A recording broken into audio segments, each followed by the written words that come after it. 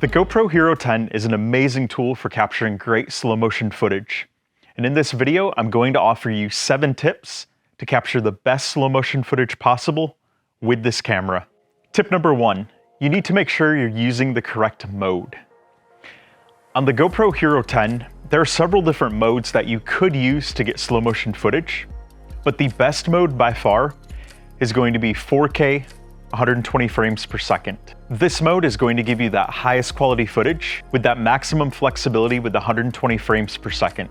If you put the 120 frames per second footage on a 30 frames per second timeline, you're going to be able to slow it down to 25% of the original speed. That's 4 times slower.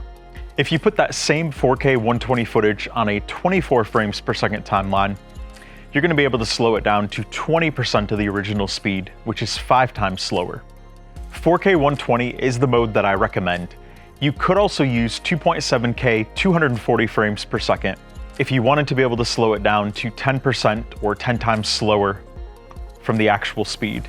The 2.7K is not as high of quality as the 4K mode, and honestly, there aren't a lot of use cases for the 240 frames per second. I encourage you to test it out and experiment with it, but in general, I recommend using the 4K 120 mode. Tip number 2, you've got to make sure you're using the best settings. In today's video, I'm going to briefly run down through those so that you can see each and every best setting that I recommend using when you're filming in 4K 120. Today's video is all about creating a quality product. And speaking of quality products, I'd like to thank the Ridge Wallet, who is the sponsor of today's video.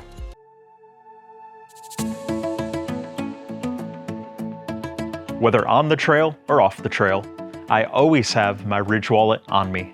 The Ridge Wallet is much slimmer than my old bulky wallet, and I love it that the Ridge has over 30 colors and styles, including carbon fiber and burnt titanium.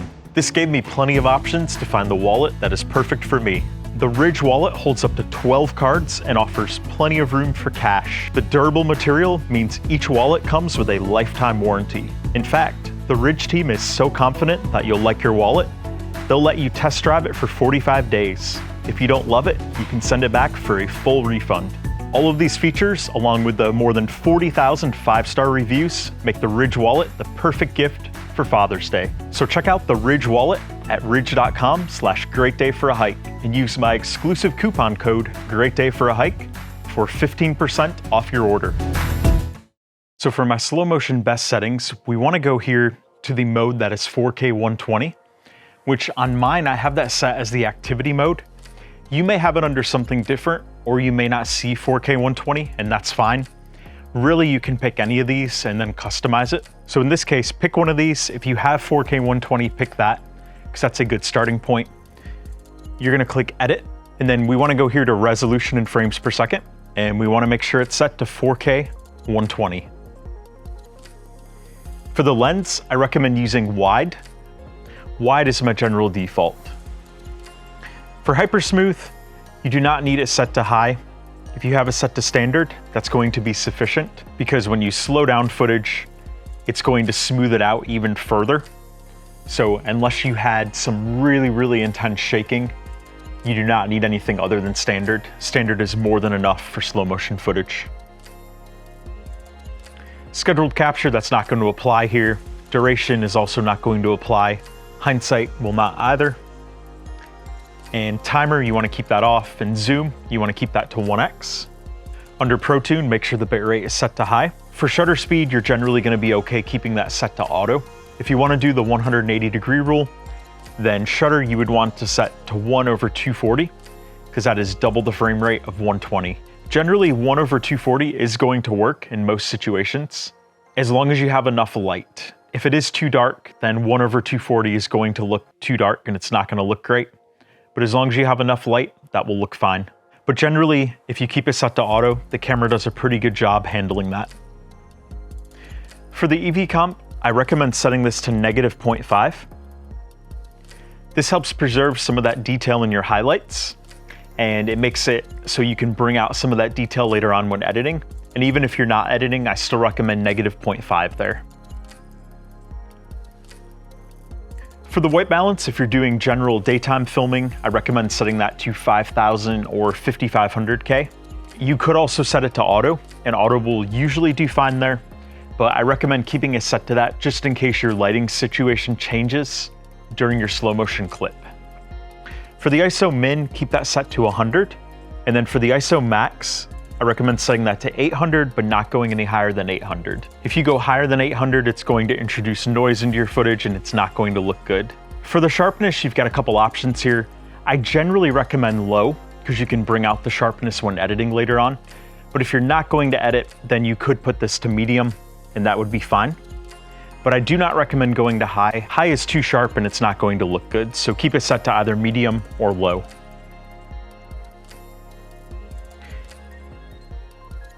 For the color, you have 3 options here. If you're not going to edit at all, I recommend keeping it at vibrant. GoPro does a good job with their color science and the vibrant does look good. At the same time, if you want something that's a little more toned down and not as saturated, you could use natural. Natural is generally going to look pretty much as you see something. The natural mode does a really good job with that. But if you do want to edit later on and you want to do a lot of color correction and bringing out a lot of details and colors, then I would recommend keeping it at flat. Generally, I find natural is a good center of the road balance, so I keep it at natural. And then for the audio, usually you're not going to want the audio because when it's slowed down like that, the audio is pretty much going to be unusable unless you wanted parts of it or if you're doing speed ramping.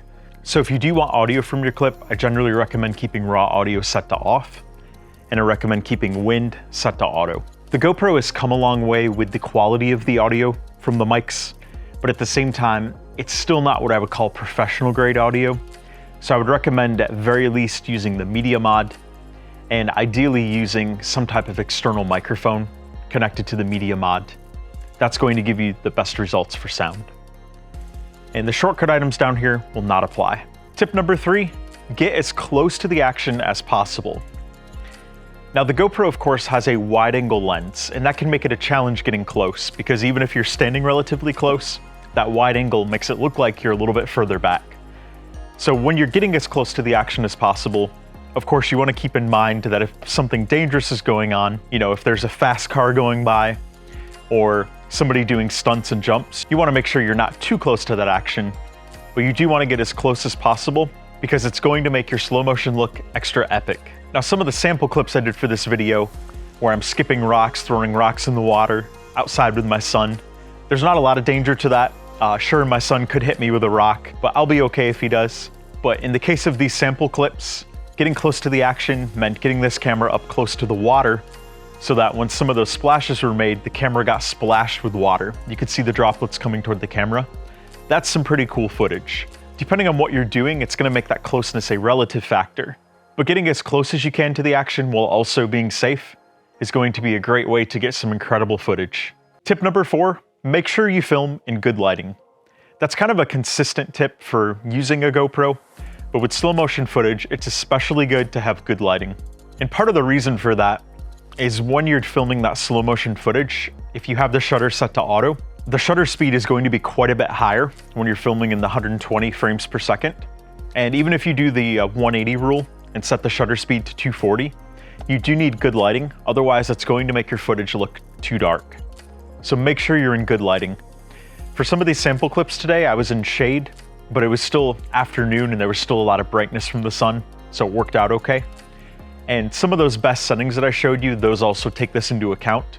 By making sure your ISO max is set to 800, that's gonna help with the lighting. Tip number 5, have the camera moving while filming. So a lot of clips, when you have slow motion in them, it looks good if the camera's stationary, but it looks better if the camera's moving. So in some of these example clips, I had the camera completely stationary while rocks were thrown or skipped on the water, and it looked pretty cool.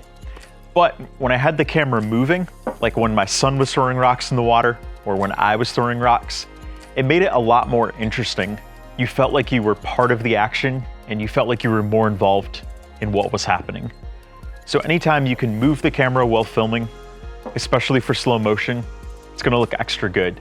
Tip number 6, when filming slow motion, try to find creative angles. So you could hold the GoPro here at a normal level that you might film with, but I encourage you to find creative angles that will make your slow motion look even cooler. So a common one would be down close to the ground, looking up, Another one would be spinning around your subject while something's happening, like this in a semicircle or a complete circle. That can look cool as well. And also, depending on what your subject's doing in the filming, sometimes changing that angle around them for a bunch of different shots that advance the story sequence is also a great idea. So definitely experiment and get creative. When you experiment like that, you're going to find things that you may not have realized look really cool with this camera. And once you discover those angles, you'll probably want to use them again and again. And finally, tip number 7, film more footage than you think you're gonna need. When you're doing slow motion, you don't need a lot of footage to work with. You're usually just gonna need a couple seconds of that original clip. But it's always a good idea to make sure you capture more footage than you'll actually need with this camera. Make sure you get several shots of that. Then when you go back and look at those shots, you can select which ones you like best. It's always good to have too much footage where you need to narrow it down to a few select favorite clips versus only having a couple clips and not really liking any of it. So that's a good general tip anyway when you're filming an adventure outside, is always capture more footage than you think you'll need. But for slow motion clips, that's especially good.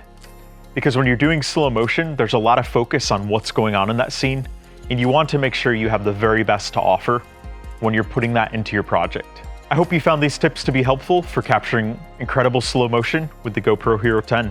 Until we talk again, happy GoProing.